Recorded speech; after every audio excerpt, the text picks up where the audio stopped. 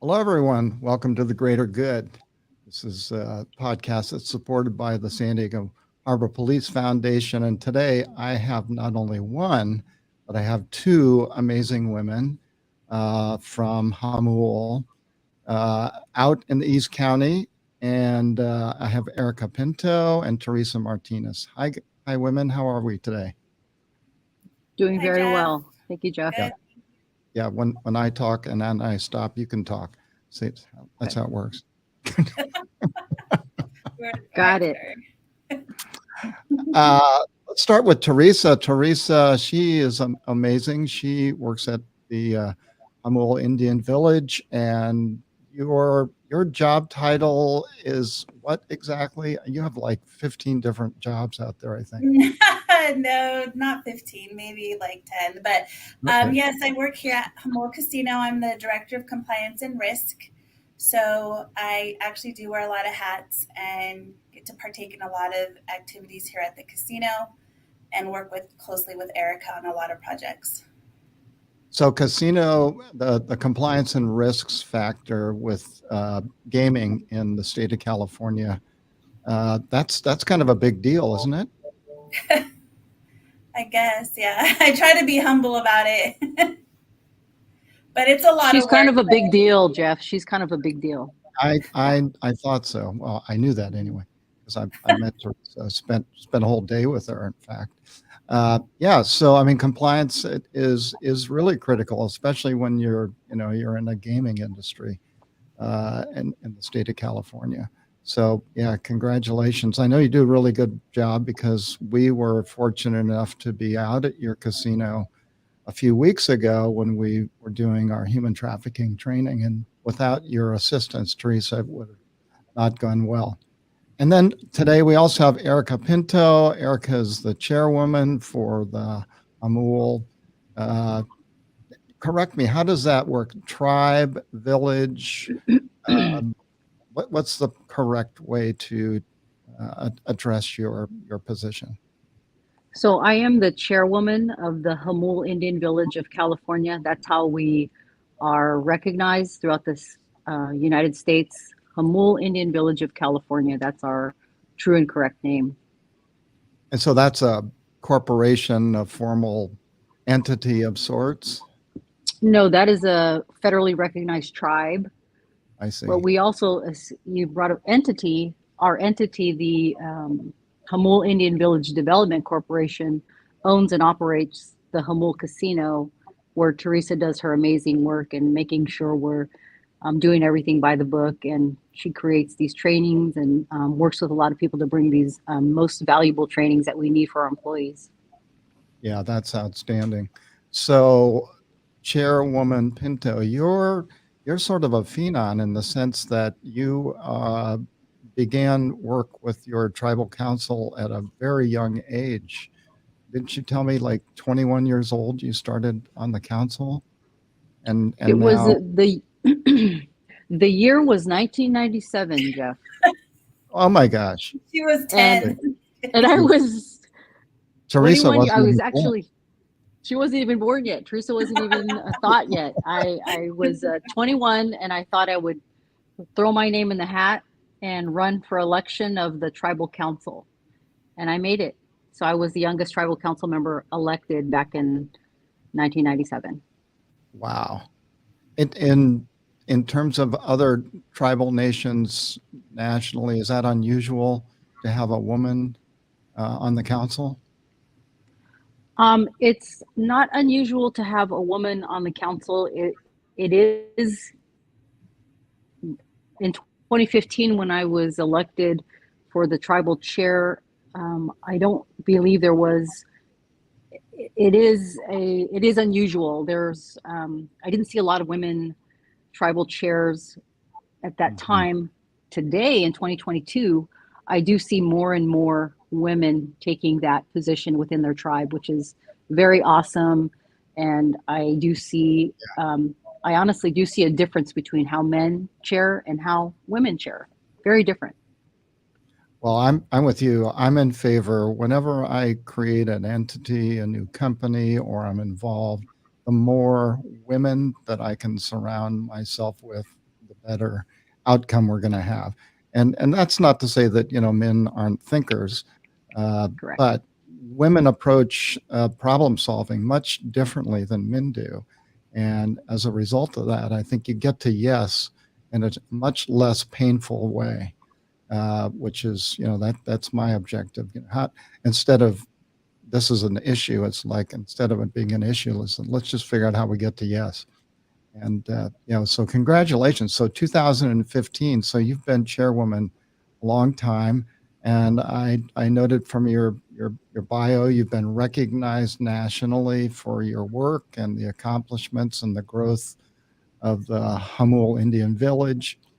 What was shocking to me, and I mean shocking, is that your beautiful facility, and if my listeners haven't been out to visit the Jamul Indian Village, I encourage you to do it because it's a wonderful facility. But the whole thing, your entire reservation is only 6 acres. Is that right? That is correct. 6 acres only. But I did hear a rumor, may have even come from you, that you might be expanding that at that acreage. So Indian gaming is what tribes get into, or we have the ability to have compacts with the state of California to conduct gaming, class 3 gaming, slot machines, table games on our reservation. And with those types of games on our reservation, it has drastically improved the lives of many American Indian tribes. So us being one of them, our facility, Jamul Casino, opened in 2016. With the revenue generated, we've been fortunate to be able to create programs for our elders, our youth, and not only that, improve our lives of the members that we have at Jamul, but also purchase additional acreage in Jamul. We purchased 161 acres where eventually we'd love to build homes for our tribal members, and also, possibly a commercial development down the line. But this is down a couple of years out. Yes. That's that progressive forward thinking of Erica Pinto at its finest. So good job. Well done. Thank you, Jeff. So, Thank you. You're welcome. Yeah, thrilling. So when we were out doing our on-site training on human trafficking, I noticed there's a lot of synergy between you and the people that work at the casino. I mean, you're a highly respected person, even though, technically Teresa's the one that's kind of, managing all the compliance and risk issues. But yeah, people were very, very supportive of you. So must say something about how you conduct yourself and your business acumen. Well, I will say that, if I may say that, Teresa is also an American Indian, and her tribe is at Palma up in North San Diego.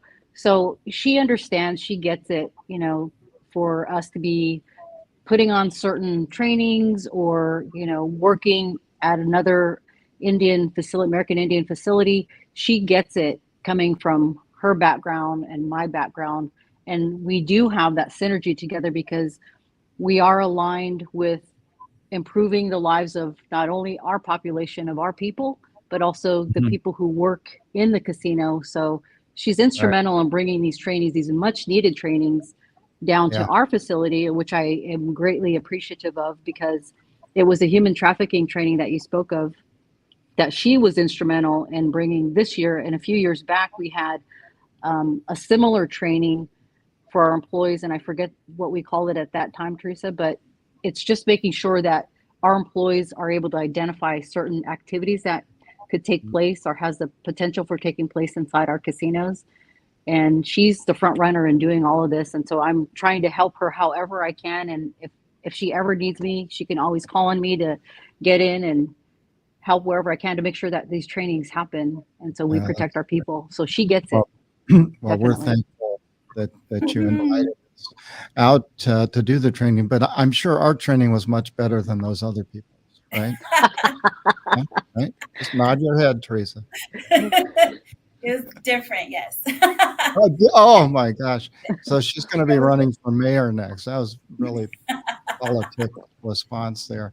That was very diplomatic. I know, right? Yeah, that's what I have to be in compliance. You have to be diplomatic about things. Just par for the course, Absolutely. So what's the biggest issue that the casino currently has to deal with today? I think from an operational perspective, we have this is a very busy casino. It's very impressive what Jamul has done and what Erica and her board have done for this casino. And it's small but extremely mighty. So we have a lot of new customers that come through our casino on a regular basis, and it's up to our department to make sure we know who these customers are, what they're doing here. So that's kind of speaking for myself and my department, challenging on that side for us. Yeah. So do you have plans Probably from a to, tribal perspective? I know Erica must see different things. you were cutting out. I didn't hear that last thing you said. Oh, I just said from a tribal perspective, I know Erica deals with a lot of different caveats, and I'm sure her perspective and her challenges are a lot different. Right, for sure. So you're going to be building a hotel, I understand. Is that right, Erica? It is our hope to, we haven't announced it yet, Jeff, but It just got announced, by the way. it's just got announced. We do plan on, we will make that announcement in September to our employees. So hopefully there are no employees listening at this time, but Sorry. we did get the green light. It's okay. We got the green light from our membership. We have 41 adult members, and we had a meeting of the minds, and we got the green light to go forward and be able to build a hotel 6 short years after being open, which is incredible for us. And we have hit the ground running because, Jeff, it took us, my tribe, 20 years to be able to develop and build our casino because we were fraught with many challenges, one of them being, I guess, a poor relationship with the county at the time back in the 90s. Yeah. And, we had some opposition and lawsuits that we faced, over 40 to be exact. And so we spent a lot of money to, have to defend ourselves in court. And we were victorious in all of those. And we broke ground in our casino in 2014 and opened in 2016. And it has just been phenomenal what we've been able to do. And it takes a group, it's a team effort here. So we have over 1,100 employees.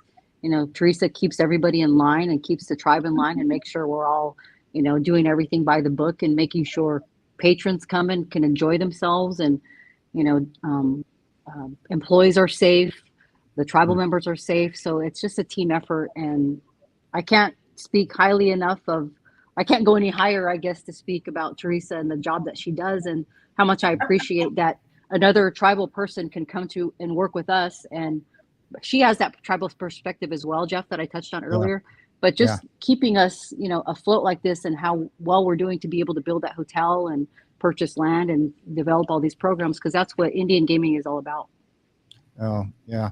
I'm sorry if I blew the whistle a little too soon there, but I did find out about it from a third party, because they apparently sent over like 9 or more 40-foot vans for you to use during your construction. So I put I put A and B together and assumed construction equipment. That usually means you're going to build something. So anyway, that's fabulous news, because I think not only does it keep your casino safer because you do serve alcohol, but if you can have a hotel, attached to it, then your patrons, your clients, have a safe place to be after perhaps they've had, little alcohol or something like that. And then, plus, it's good for business. You keep them in the hotel, then they keep giving you money, which is, that's the objective. Right? It's all connected. But what it does, though, many years ago when we were applying for our alcohol license, a lot of the community members did speak to having a hotel and some place where people can have entertainment, have dinner, have glasses of wine, and be able to, stay somewhere and be off the road and keep everybody safe. So not only are we taking those recommendations that we heard years ago, but, some of the community people and some of the tribal people, we just want a place to be able to what's the word I'm looking for, that will support our gaming and Sure. keep people off the road and keep people safe. So that's Yeah. what we're trying to accomplish, and hopefully we do that. Yeah, I'm sure you will. I mean, thus far, your property is really well maintained. It's beautiful. Your employees are welcoming, and I'm sure every person there is a winner. So that there's nothing wrong with any of that. So I was looking Exactly at right. I was looking at the history of the Jamul band, and somewhere I read maybe in the late 1800s, early 1900s, you had a lot more acreage as a part of your portfolio, and then I couldn't figure out how it disappeared. What's the genesis of the property that used to be yours and versus today? Well, actually, the whole United States used to be ours, Yeah, but we yeah, all I knew know, that. and all of California. But Right. there's a kind of a dark history. It's a very dark history with the tribes and the people Yeah, from Europe that came over and you know did some horrible things to the people. As far yes, as 1800s, I don't think I can really speak to that specific area in Hamul. I think that you're speaking of how much additional land we have. I really don't know. I can't speak to that yeah, part. that's all right. Yeah, no, it was a very dark time, and it's taken you, you know, centuries to get back a small portion of what was originally yours. You Um, want to hear something though crazy is that um, even though those things did happen, the genocide did occur, you know, in the past. Today, those genocides, those we can still feel that today, and um, it's going to take a lot of healing for my people, not only the people here in Southern California, but the tribes throughout the United States, because they're still suffering. And I know there's a myth that a lot of the tribes are wealthy and rich, and I see commercials on TV to this day that has there's a misconception that we're all that, and we're like Scrooge McDuck and we're diving into our big vault of money and swimming around. But that sure. is far from the truth, because there are still many tribes that struggle to this day, even with getting electricity or clean drinking water or the basic, internet. We all need internet. And your email, Jeff, you said have a strong internet. And the tribes through COVID, really highlighted the deficiencies in a lot of the tribes that, Yeah, because we don't have right, this access to the strong internet or the communication skills to be able to do schools, during COVID, or do mental health visits or doctor's visits or anything else that we need to do to connect to our members.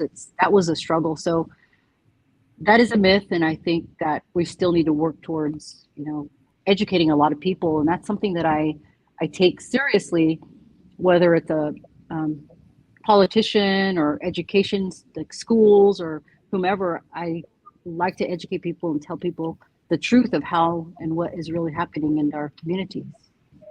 I'm so pleased that you brought that up because we have over 50,000 listeners according to IQ Podcasts on this show alone.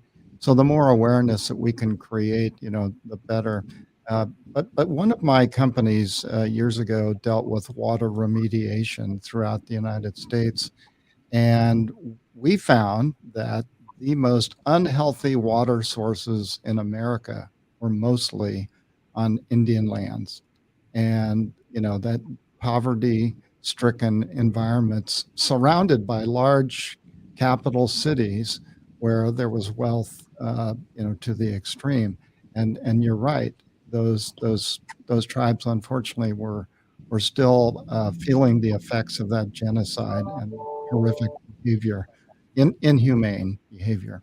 But I will say one thing about San Diego County, and correct me if I'm wrong, I'm not an expert, but I have done a little research, is that all of the tribes in San Diego County help each other.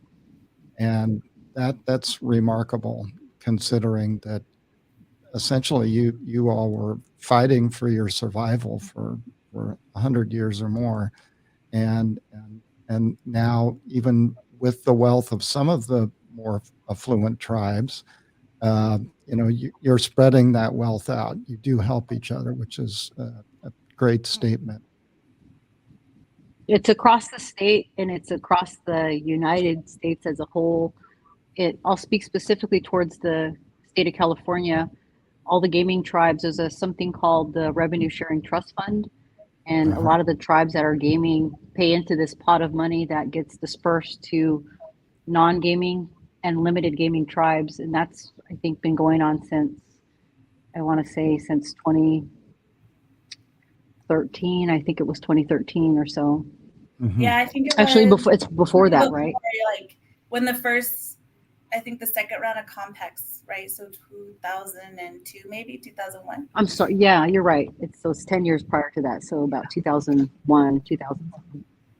And who distributes those funds? That trust fund is managed by the California Gambling Control Commission issues those monies to the tribes every quarter, and I think the amount is 1.1 million.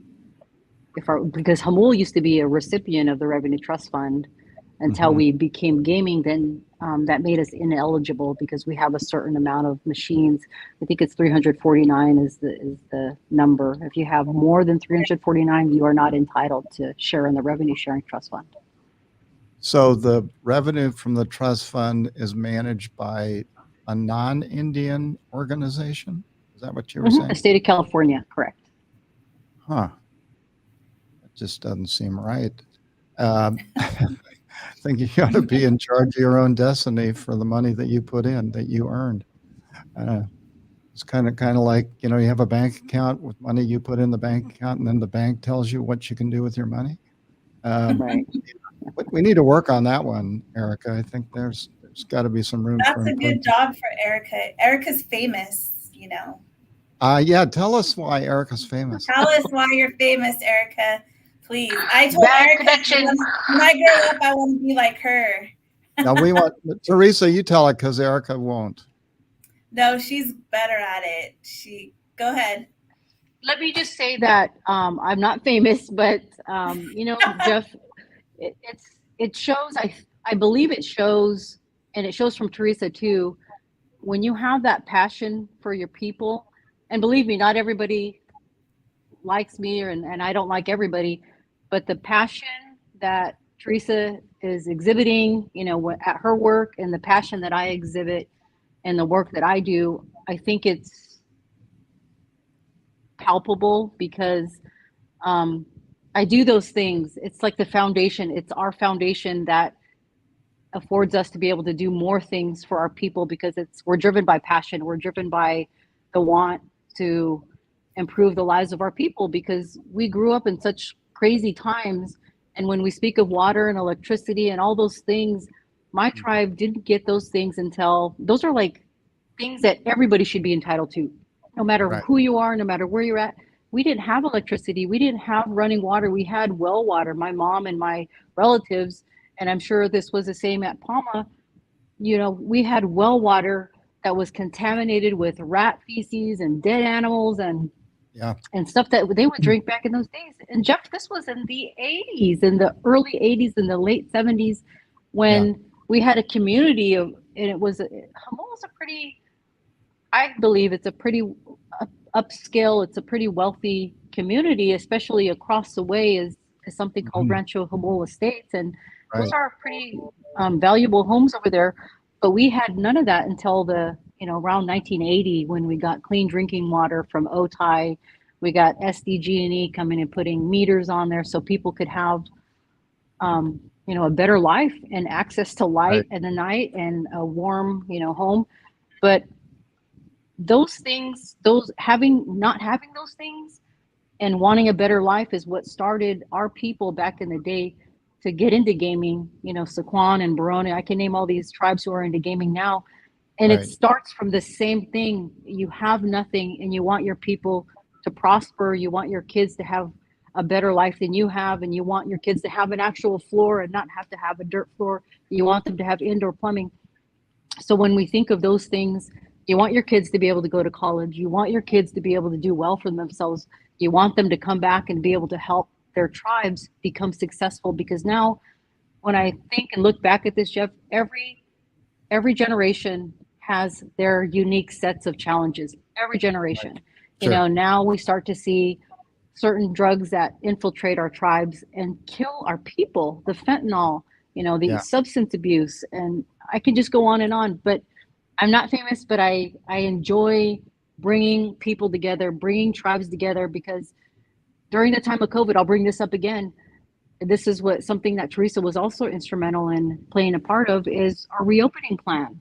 When Okay. COVID shut down all the tribes and all the businesses across the United States and in California, we had to figure out a way, because our casinos are our bread and butter. They are our blood lifelines.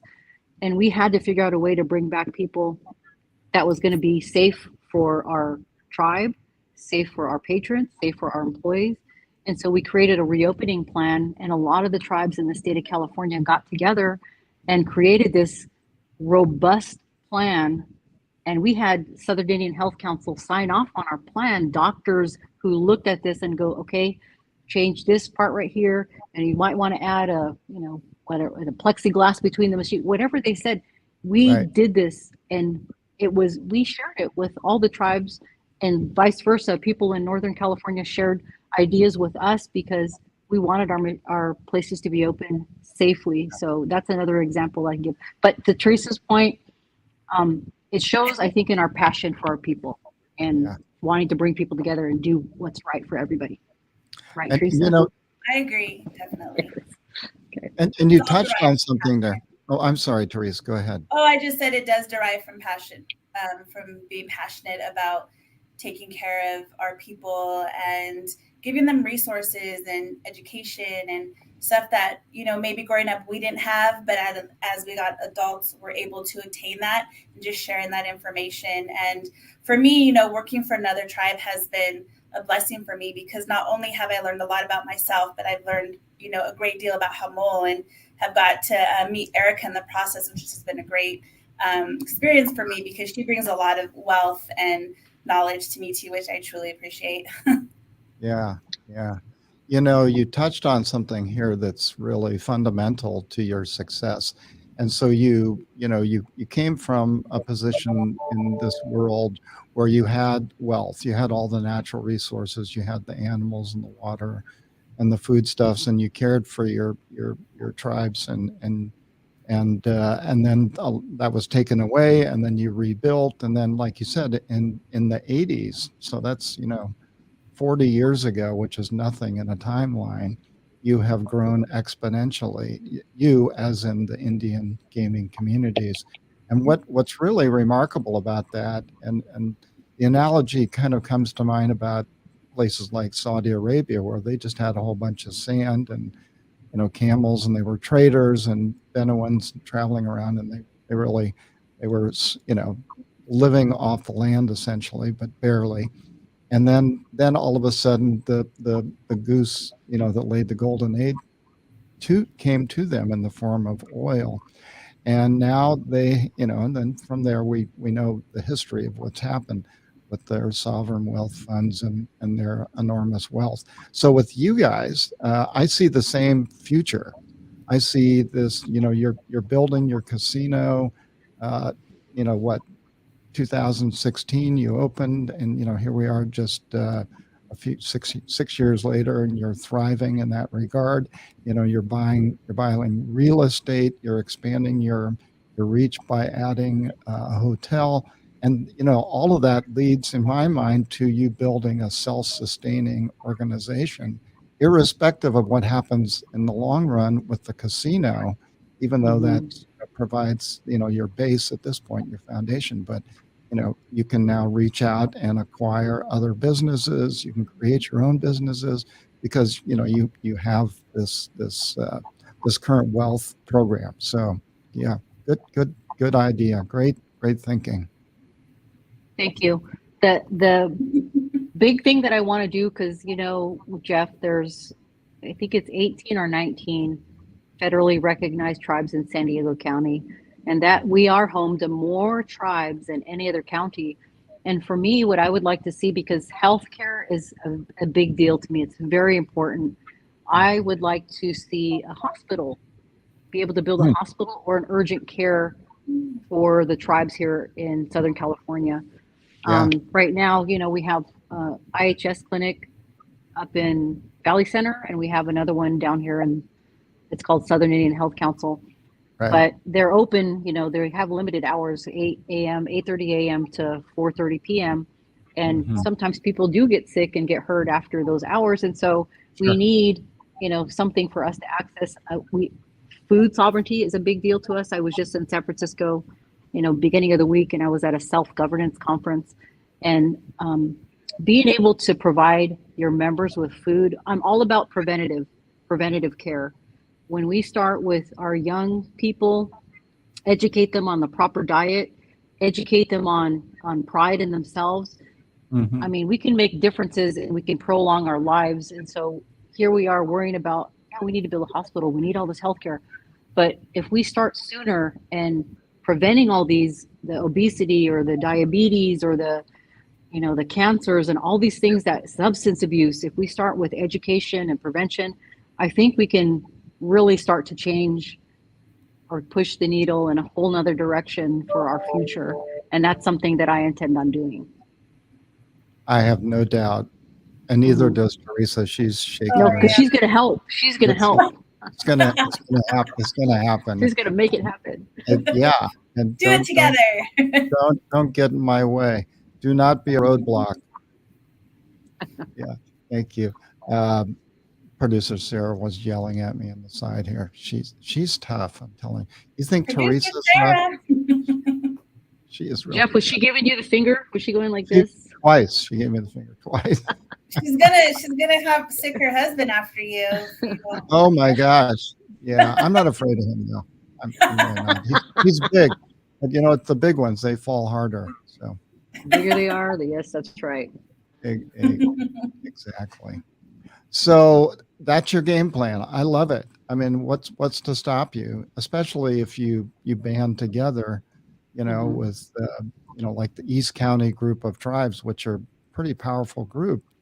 You and Saquam and the others, combined are a force. There's really not only an economic force, but a political force in San Diego County. And you talked just briefly about, the county not being all that enamored with your proposals in the past, but you're impossible to not recognize today. And it's because of the hard work of you and your council and people like Teresa and Cody Martinez and others throughout the county who are really visionaries, and it's a remarkable thing to watch. And I'm proud to meet you, and Did we I was really freeze? excited. Thank you. I was excited that we were able to do our human trafficking training at your facility, and I do have to tell a quick story. So 2 days after our training, one of your employees contacted me that she thought that her daughter was being groomed by a trafficker, and she said it was a direct result of her participating in the training. She went home that evening and she told her family about the training and what it was about, and her daughter approached her and said, "Mom, I think I'm being groomed or trafficked or attempt to be trafficked." And so that mother, who will remain anonymous, she sent me screenshots of her daughter's phone and her computer, and it was clear to myself and the other experts that there was a grooming process starting. And so uh, we were really excited to be able to have given that mom a tool where she could recognize the potential for someone that was being trafficked in her home. So thank you again for allowing us to come out to your casino. We had a wonderful time, and you were excellent hosts and wonderful people. And hopefully, if you need us, we'll come back however often you need. Not a problem. Definitely, we definitely welcomed you here and we'll welcome you back. I think that was a great training for our team members. I've actually had a couple team members after the training come up and let me know how valuable it was to them, for their children, I've actually had some reports where they have seen potential stuff here at the casino now that they know what to look for. So we've gathered some information in regards to that, and it's just been completely valuable and has been a great tool for our team. So I appreciate you coming out, and of course Erica's support with being able to put that together, because sometimes people don't like to talk about human trafficking, or it doesn't happen here, or but that's just not the case. And just bringing that education to our team members has been a great experience. Well, you're welcome. We're glad to do it, and you can count on us coming out whenever you need us, or call us, or send me an email with any questions or specific incidents. We'd be glad to give you our opinions. So I want to thank both of you for being with me today. It's been really fun. Touchy-feely, not so much on some of the topics, but I think that goes. It's like parenting. There are so many things when you're a parent that you need to talk about, because it's going to happen, and if you're aware about it, then you have a better chance of maybe not getting sidelined. So thanks again. And Sarah, are you with me over there? Sarah was sleeping. Can you believe it? Sarah, producer Sarah, she was nodding off. I swear. hurting my feelings. I know. Nope. This show was very interesting. I loved it. Thank you, ladies. Thank you. Thanks, Sarah. All right.